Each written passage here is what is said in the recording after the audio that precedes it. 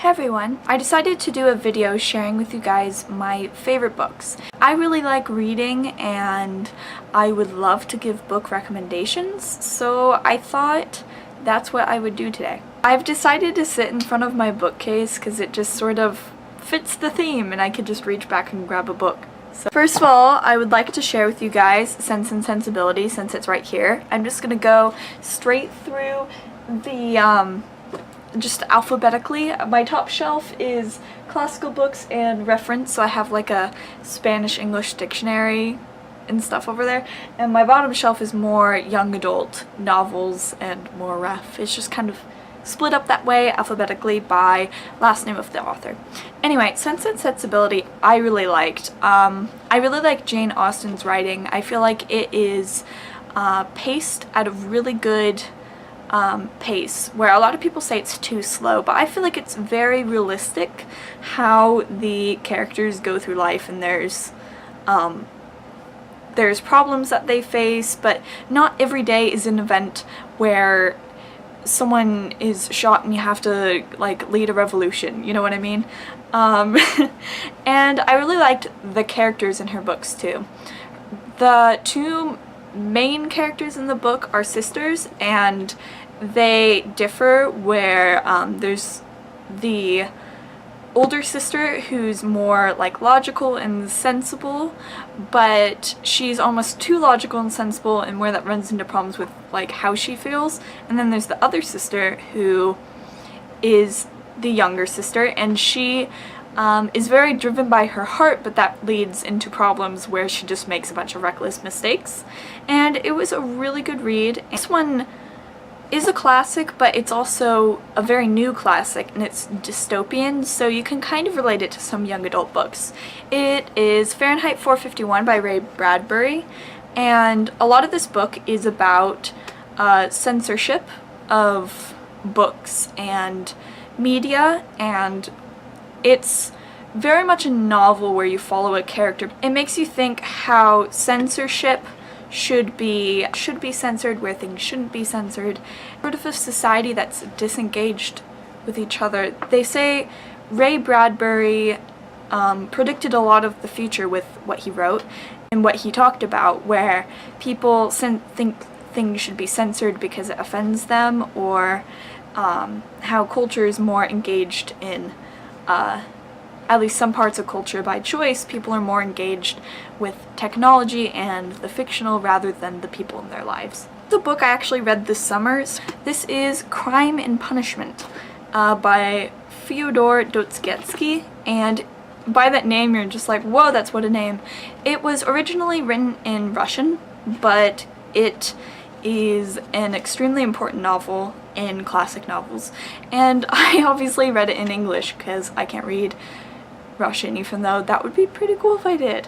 And a lot of the topic of the book is about morality, and if there's ever a reason that you can do something immoral to achieve something that's moral, versus sort of, is it alright to kill someone who is bad to achieve good for other people in the world. And a lot of it also focuses on guilt and forgiveness. Very interesting. Like, it's also one of those novels, but it makes you think. This is one of my all-time favorite books, and it's not very well known, but it is called Cry, the Beloved Country.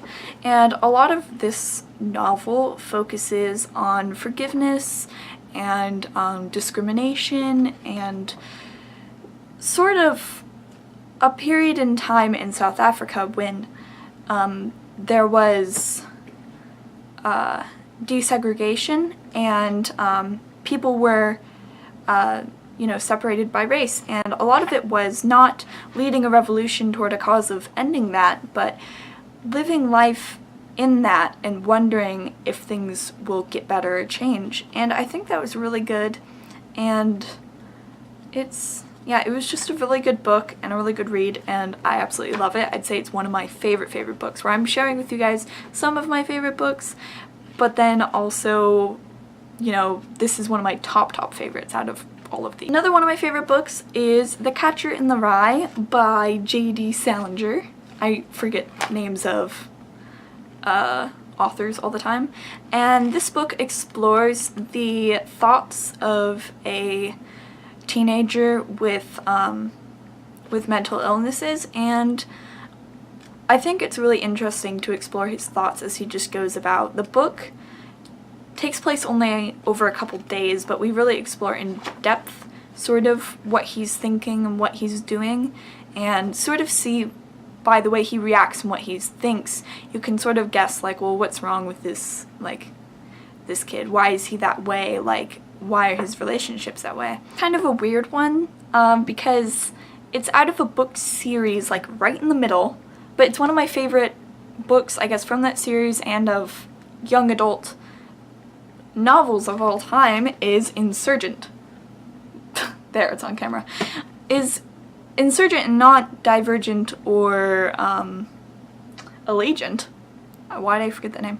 I don't know, I really like exploring Triss's thoughts in that book and sort of wondering, having the moral conflict between, you know, doing what's best to save people and how you can do that, whether it's through sacrifice or through your own efforts. And I really liked watching her think through that, and I really just enjoyed the whole tone and focus of the novel in general about how to accomplish what you need to do and escape harm in hard times.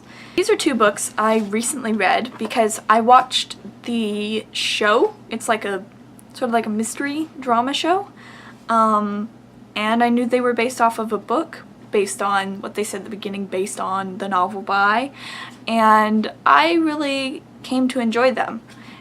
This is the Grantchester Mysteries, and this is, no wait, sorry, it's backwards. This is the first one, and that's the second one. And it follows the story of a vicar, who's like, if you don't know what that means, that's like a pastor, leader of a church, in England in the 1950s. He discovers that he has a knack for solving mysteries and decides that for the greater good and for people that he should solve these mysteries to repair the broken lives of people. And it's really interesting because he comes into conflict between what he should do as a vicar and what he should do with the law. Because sometimes your morals and the law don't exactly match up. My favorite Shakespeare writing of all time is, it's in here. Actually, no, I don't think I have it. That's sad. Is not Hamlet, and it's not Romeo and Juliet, but it is Macbeth. And I hear a lot of people, they're just like, oh, like, I really like Hamlet, but I didn't actually like Hamlet all that much. Macbeth was my all-time favorite Shakespeare thing I've ever read, and I've never read Othello, that's what it's called, Othello, something like that, but I've read Romeo and Juliet and Macbeth and Hamlet and some sonnets of Shakespeare's, but that's my favorite Shakespeare thing. You can see a lot of my favorite novels follow the theme of internal struggle and morals and the world, I guess, what's going on in it, culture, and I think they're really interesting. I really like thinking when I'm reading a novel where it's not just a story about something, but that it is something that makes you think about your own life and what you're thinking about.